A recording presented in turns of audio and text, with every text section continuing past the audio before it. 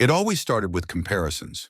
From the moment they were born, Yunji and Yura were mirrors, identical faces, identical smiles, but opposite hearts. Yura was warmth and grace. Yunji was shadows and longing. Their mother used to say, "Yura brings light into every room," and Yunji would laugh, pretending not to care. But each word sank deep, lodging somewhere inside her chest where envy grew roots. They were 27 now, both living in Busan, but their lives couldn't be more different. Yura worked as an event planner, cheerful, loved, and newly engaged to Kang Jun, a soft-spoken architect who looked at her like she hung the stars. Yunji, on the other hand, was a struggling florist running a near-bankrupt flower shop in Jagalchi Market, surviving on instant noodles and resentment. One night, Yunji was alone in her shop, watching the rain slide down the windows, like tears she refused to shed. Her phone buzzed, a message from Yura. "Uni, come to dinner tomorrow. I want you to meet Kang Jun properly. Please don't say no this time." Yunji smiled faintly, bitterness curling on her tongue. She had already met Kang Jun once, secretly. It was last winter. He'd come to her shop to buy flowers for Yura's birthday. He didn't recognize her as Yura's twin, just said, "You remind me of someone." He smiled, and for a split second, Yunji had wished it was her. That night, she couldn't sleep. The rain outside whispered against the glass, echoing her thoughts. Why did Yura always get the kind ones? The safe ones? The ones who stayed? The next evening, Yunji went to dinner, a quiet restaurant near the pier, filled with soft jazz and warm lighting. Yura waved excitedly from a corner table. Kang Jun stood beside her, his polite smile tightening when he saw the twin resemblance. "Wow," he said softly. "You two are really identical." Yunji forced a small laugh. "Except one of us is luckier." Yura frowned playfully. "Don't say that, Yunji. You just haven't met the right one." "The right one." Yunji's smile didn't reach her eyes. Over dinner, she watched the way Kang Jun brushed Yura's hair behind her ear, how his voice softened whenever he said her name. She studied him like a thief studies a lock, learning, measuring, waiting. That night, as she returned home, an idea began to form. A dangerous one. If Yura had taken the life that was supposed to be hers, then maybe Yunji could take it back. 2 weeks later, Yura called in tears. Her fiancé had been arrested, accused of laundering money through one of his projects. It was in the news. His company's name plastered across headlines. Yura was devastated. Yunji came to comfort her, wrapping her arms around her sister's trembling body. "Don't worry," she whispered. "I'll help you." But deep down, she wasn't helping. She was planning. She began digging into Kang Jun's world, pretending to clear his name. She met his associates, called his lawyer, even met with one of his former clients. But the deeper she went, the darker it became. Kang Jun wasn't as innocent as he seemed, and the man funding his projects, Yun Seo, known quietly in Busan's underworld as a chaebol-turned-mafia boss, was even worse. The first time Yunji met Jun Seo, it was supposed to be a transaction. She'd deliver some documents she found in Kang Jun's apartment. She expected an old man with gray hair and heavy rings. Instead, she found someone nothing like that. He was tall, calm, with a sharp, unreadable gaze. Black shirt, silver watch, the smell of smoke and cedar. His office overlooked the harbor, all glass and silence. "You must be Yura," he said when she walked in. Yunji hesitated, pulse quickening. She should have corrected him.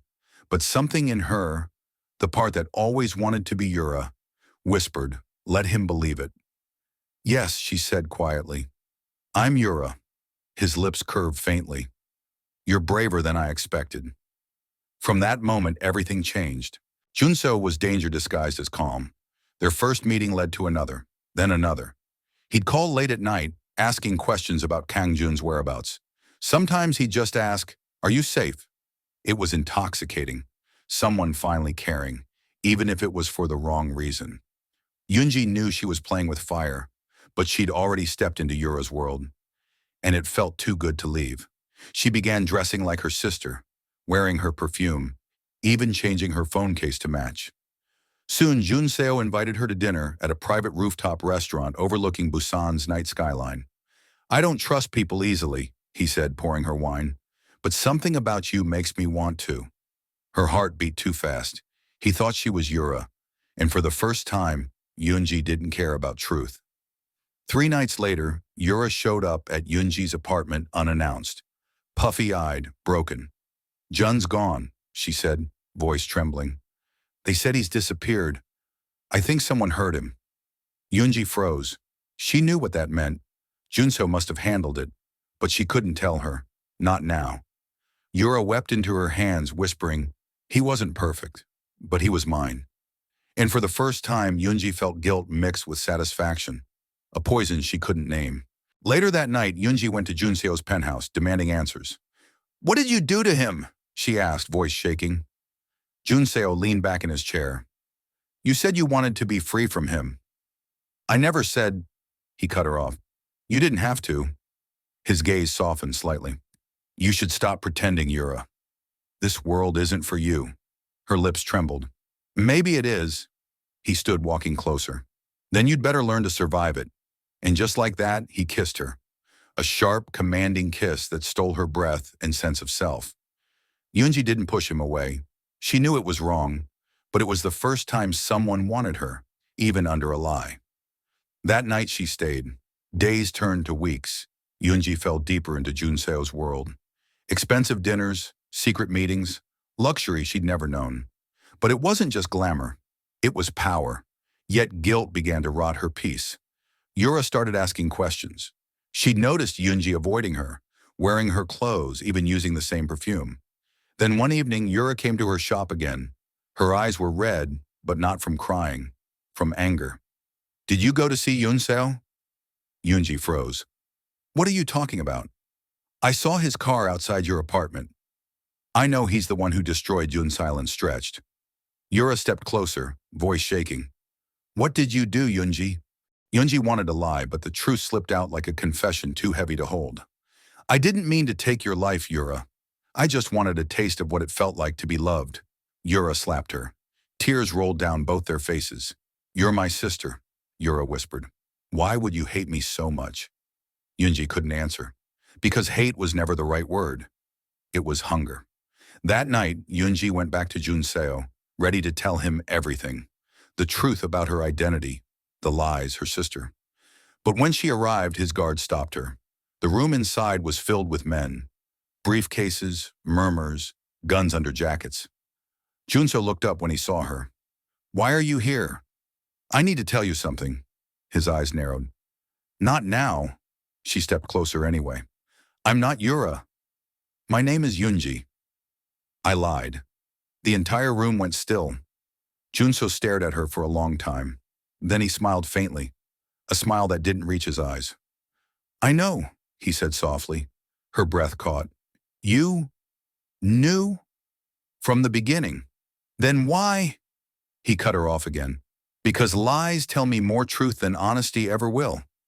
He stood and walked toward her, eyes glinting like cold steel.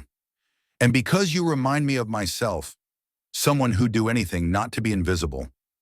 Yunji's throat tightened. "Then what am I to you?" she whispered. He tilted his head. "My biggest mistake, or my greatest weapon." Before she could reply, someone outside shouted. Gunshots erupted in the distance. Junseo grabbed her arm, pulling her behind him. "Stay down," he hissed. The next few seconds were chaos. Glass shattering, men yelling, smoke filling the air. Yunji crawled to the corner, trembling. When silence finally returned, 3 men were down. Junseo stood amid the wreckage, breathing hard, blood on his sleeve. He looked at her. "You shouldn't have come here tonight." And before she could speak, he said quietly, "Now you're part of this world, Yunji. You can't go back." The gunfire stopped, but the sound lived in Yunji's bones. She stood in the middle of Junseo's penthouse, breathing in smoke, blood, and regret. Outside, the harbor lights of Busan flickered like dying stars. "Are you hurt?" Junseo asked. His voice was calm, too calm for a man who just survived an ambush. Yunji shook her head. "Who were they?" "People who think I owe them something," he said, brushing glass from his sleeve. "In this world, debts never die. They just wait." Yunji stared at him, her heart still racing. You didn't tell me you were this dangerous. You didn't tell me you weren't Yura, he replied. She fell silent. He glanced at her again, the faintest smirk tugging his lips.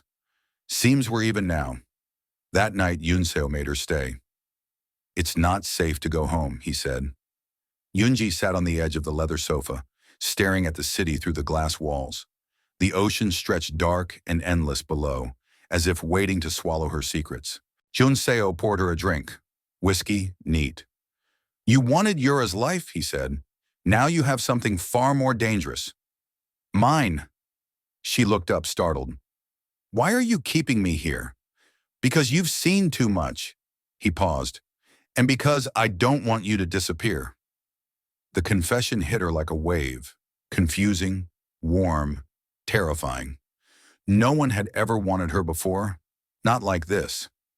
For the next few days, Yunji stayed in his world, a world of coded messages, late-night phone calls, and silent men in black suits.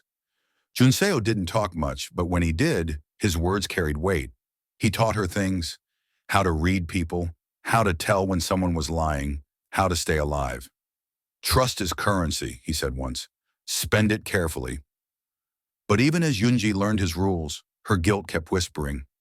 Yura's face, her tears, the betrayal that started it all.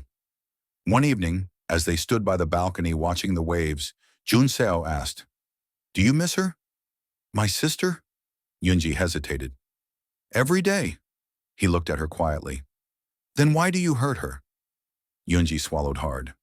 Because I wanted to stop being the shadow. Junseo nodded slowly, his gaze softening.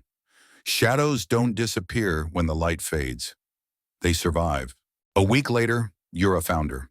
She showed up at Junseo's penthouse unannounced, escorted by one of his men. When Yunji saw her sister step into the marble-floored room, her chest tightened. Yura's eyes were cold now. No tears, no confusion. Just betrayal sharpened into something fierce. So it's true, Yura said quietly. You're living with him. Yura, I can explain. There's nothing to explain, Yura snapped. You ruined my life. Kang Jun's gone, and you're here playing house with his murderer. Junseo stepped forward calmly. He wasn't innocent, Yura. You just didn't want to see it. She turned on him. And you think that justifies killing him? His voice dropped an octave. In my world, justice isn't pure. It's necessary, Yura's eyes filled with tears. You're monsters. Both of you. She turned to Yunji. Do you even know what you've become? Yunji's lips trembled. Someone you could never understand. And with that, Yura walked out, slamming the door. But not before whispering, I'll never forgive you. That night, Yunji couldn't sleep. She stood by the window, staring at the dark horizon. Do you ever regret it? She asked. Regret? Junseo repeated, lighting a cigarette. Every man who's survived long enough regrets something. The trick is not to let it eat you alive. She turned to him, tears glistening. I destroyed my sister's happiness. I lied. I stole her life. He stepped closer, tilting her chin up. Then make it worth it. She blinked. What? Don't waste a sin you already committed. Either you fall completely, or you go back and beg for forgiveness. There's no middle ground. Yunji's heart twisted. She didn't know which choice scared her more, leaving him or staying. Days passed. Junseo became busier, more guarded. Meetings stretched till dawn. Yunji started noticing strange things.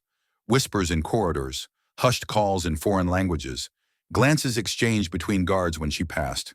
Then one evening, she found a file on Junseo's desk, sealed with Kang Jun's name. Her hands trembled as she opened it. Inside were photographs, surveillance shots, timestamps, and her own face. Her name was written on a page labeled Leverage. Footsteps approached. She turned. Junseo stood at the doorway, watching her quietly. You shouldn't have looked at that, he said. Her voice cracked. Was I just part of your plan? He sighed. At first, yes. Tears burned her eyes. And now? He hesitated. Now you're the only thing I don't know how to control. Yunji's breath hitched. You used me. He stepped closer. And you used me. Don't pretend otherwise. She tried to slap him, but he caught her wrist midair, pulling her close until their faces almost touched. I could destroy you, Yunji, he said softly. But the truth is, I don't want to. Her voice trembled. Then what do you want? He let go of her hand. For you to stay, even when you hate me. Later that night, Yunji packed her bag. She couldn't breathe in that glass prison anymore. Love shouldn't feel like survival. As she crept toward the elevator, Junseo appeared in the hall. You're leaving? His voice was low, unreadable. She nodded. You said I can't go back. But I can't stay either. He stared at her for a long moment. If you walk out that door, the people who want to hurt me will find you. Then let them, she said, tears in her voice. Maybe I deserve it. He took a step forward. Yunji, she stopped him with a look. Don't follow me. And for once, he didn't.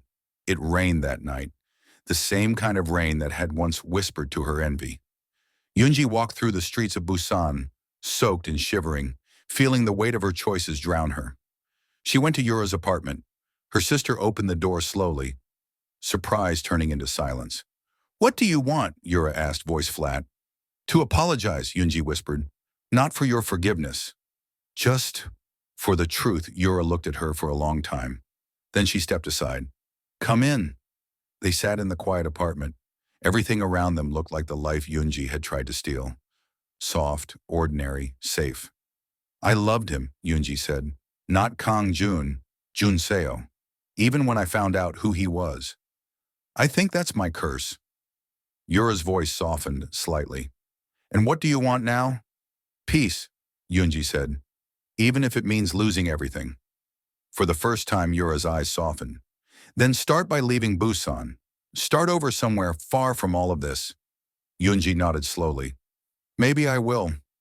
The next morning, Yunji took the first train out of Busan. No luggage, no phone, just silence and regret. But Junso's world doesn't let go that easily. Halfway through the journey, her phone, one she'd thought was off, lit up with a single message. You can't run from what's inside you. Jay. Her heart froze. She looked out the train window and saw a black car on the road running parallel to the tracks. Her pulse raced. Was he following her or protecting her? When she reached the next station, she got off. The platform was nearly empty. A soft mist rolled in from the sea, and then she saw him. Junseo standing near the vending machine, soaked from rain. He looked tired but alive, human. You shouldn't have come, she said. He smiled faintly. You shouldn't have left. They stood there in silence, two broken souls who'd burned too much to ever go back. Finally, Junso spoke. You once asked me what I wanted. I didn't know then. I do now. What? She whispered. For you to forgive yourself. Yunji's eyes welled. And you? I stopped believing I deserved forgiveness a long time ago. He stepped closer, brushing a wet strand of hair from her face. Go, Yunji. Leave before I change my mind. Her voice broke. Will I ever see you again? He gave a small, bittersweet smile. If the world is cruel enough, yes. She turned and walked away, tears mixing with rain. As the train doors closed behind her, she looked back one last time. Junseo stood on the platform, motionless, watching the train disappear into the mist. In that moment, she realized something. Love built on lies doesn't vanish. It lingers, haunting, half alive. But maybe that was enough, because for the first time, Yunji wasn't jealous or angry or desperate. She was simply free,